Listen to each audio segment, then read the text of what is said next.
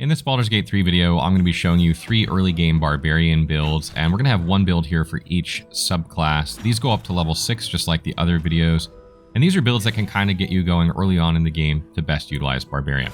A couple of these are multi-class, one of them is not.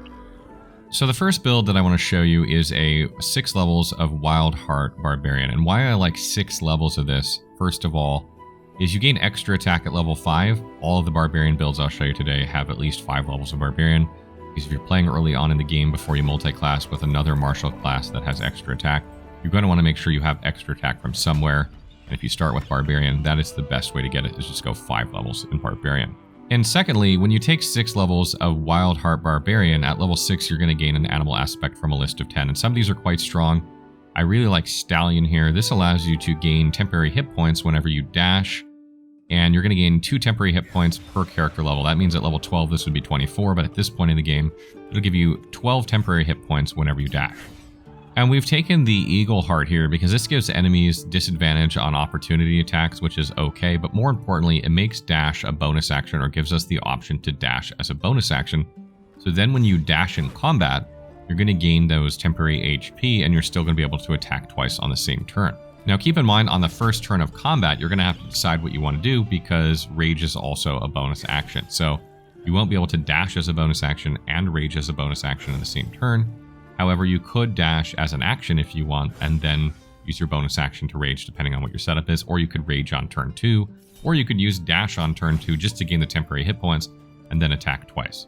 But Barbarians tend to get hit very often, so this is a great way to give them like a health bubble that they can continuously use. And it doesn't cost any resources, they just have to be raged. So as long as they're raged, which is basically the entire duration of each combat most of the time, they'll be able to keep using dash to gain temporary hit points, which is really nice.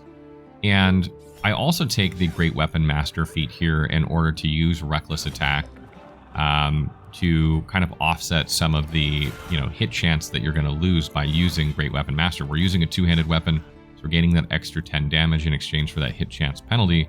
But you absolutely hit like a truck with this build, and that also gives you the option to make a bonus attack with your bonus action if you kill an enemy or critically hit. So you've got a lot of things you can do with your bonus action.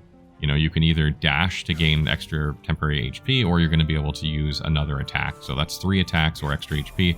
Gives you a lot of survivability, and keep in mind that while you're raging too, you have damage resistance to physical damage. So even if you get hit, it's going to be a lot less damage. So that damage bubble is even better while you're raging. So next we're going to take a look at 5 levels of Berserker and 1 level of Monk. And the reason that I decided to multi-class here is that Berserkers basically get their best class feature or subclass feature at level 3 when they gain Frenzied Strike and Enraged Throw. After this, what they gain isn't that great in my opinion. So typically, if you're talking about like a level 12 build, you would probably take 3 levels of Berserker and then 9 levels of something else, unless that something else isn't a martial class that gives you an extra attack. Then you might take 5 levels of Berserker and 7 levels of something else. And why I really like Monk here, even 1 level, is it makes it so that when you attack with a weapon that you're proficient with that's not two-handed, you're going to be able to use your bonus action for an unarmed attack. And that's like, there's no resources for that other than that bonus action. And you also gain Flurry of Blows, allowing you to use your ki to attack, with an unarmed attack, hitting twice. So that's really, really nice as well as a bonus action. And as you level this build up, I would suggest taking more levels of Monk in order to gain more ki in order to use Flurry of Blows more. And you definitely want to take Tavern Brawler if you're setting up for this build for your first feat. And that's because it's going to give you 1 strength or 1 constitution, which is good. But it's also going to make it so that when you make an unarmed attack, or you use an improvised weapon, or you throw something, that your strength modifier is going to be added twice to your attack and damage rolls. Normally it's only added once, right? Like you use your strength for your attack roll and then your damage roll. But now it's going to be added 2 times. Keep in mind that whenever you're using Flurry of Blows, you hit twice, so then the damage is going to be added, even more to that, which is really nice. So you have a really good synergy here, and you hit like an absolute truck, and your attack rolls, because they gain the strength bonus as well, are never really going to miss when you're using unarmed attacks like Flurry of Blows or unarmed attacks. So you have like a really low chance to miss at this point. And remember too that there's like a lot of gear that buffs your unarmed attacks in this game that you can use for this build, which is great. And stat-wise, you're going to want to focus on strength, obviously, because you're going Tavern Brawler. You're going to want to have a lot of constitution, so you have a high health pool, and you'll want some dexterity in order to boost your armor class. And you're going to focus mostly on strength. But, you know, you're not going to get as much advantage out of some of the, you know, things that Monk would gain from their dexterity, like deflect missiles isn't going to be as good because your dexterity isn't going to be as high. Although there are gloves of dexterity that work really well for this build that you could use. That'll give you 18 dexterity, which will give you a lot of armor class, particularly if you're going unarmored. And, you know, will allow you to use those things better. So I highly recommend using those if you have them. And as you take this build higher, if you go Way of the Open Hand and eventually gain, you know, Manifestation of Body, Mind, and Soul, you're going to be able to add even more damage to your armor attacks. So it just gets stronger and stronger the higher you go. And for the last build I want to show you, I'm doing 5 levels of Wild Magic Barbarian and 1 level of Druid. And what I really love about Wild Magic Barbarian in this game is that at level 3, every time you rage, you're going to gain a positive effect from Wild Magic. There are like 8 effects, and they're all positive. So you don't have like the same thing that you have going on with Wild Magic Sorcerer, where you never know if it's going to be good or bad, what's going to happen to you.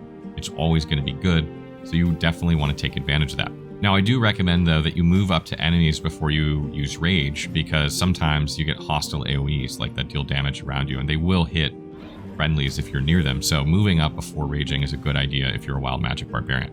And you do gain some good things at Wild Magic level 6, which you will want eventually, but what I love about those is they give you spell slots back, so you probably want to multi-class with a spellcaster, or you can just use those for other casters in your group. But I kind of was trying to figure out how can I make this benefit my character, and so I took Druid. And what I really like about Druid here is it allows you to use Shillelagh like on your club or on your staff in order to make your attack and damage rolls use Wisdom. So you can dump Strength with this build and pump Wisdom, and then as you increase your Druid levels, which you should do as you move forward, they're going to be very effective because you're going to have very high Wisdom, and you're going to be able to cast them effectively and still deal decent damage in melee combat, and you'll still have extra attack from Barbarian, you'll still have Rage from Barbarian, and you'll still have Reckless attack from Barbarian in combat. So you're going to have decent melee, and you'll have some good spell casting as well. But one thing that I want to mention is that I highly recommend taking spells that don't have concentration with this build. You can still have some if you want. A lot of Druid spells require concentration, but while you're raging, remember that you cannot concentrate on spells. So if you throw it and then rage, it will end. And you also can't cast spells while you're raging. So there is a little bit more, you know, of a managing of your character here where you have to plan ahead.